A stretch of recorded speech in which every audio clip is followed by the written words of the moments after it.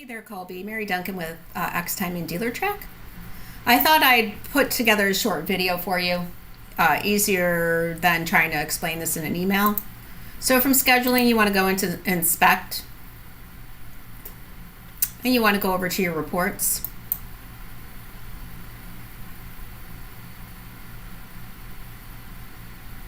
Then you can choose your range, your date range. You can do current month, previous month, or you can select a custom range. And then you're going to want to choose your format. I like Microsoft Excel because you can manipulate the data. Then I'm not sure if you need to type in your store, but I do. There you are. Then you're going to scroll down here to custom reports, and you're going to select the data that you want. You're going to want all declined.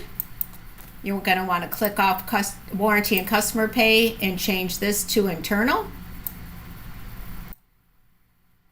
I usually like to select all, but you can do either only red or only yellow. Then scroll all the way to the bottom and run the report.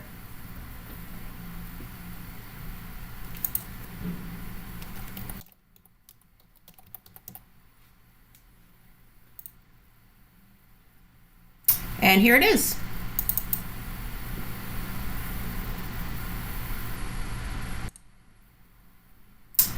Here's your date range up here. Across the top is your RO number, the day it was open and closed, all your customer name, which is inventory.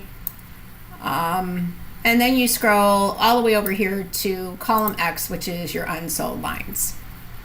Okay, hopefully this helps. I can be reached at 312-317-8519, 312-317-8519. Thank you.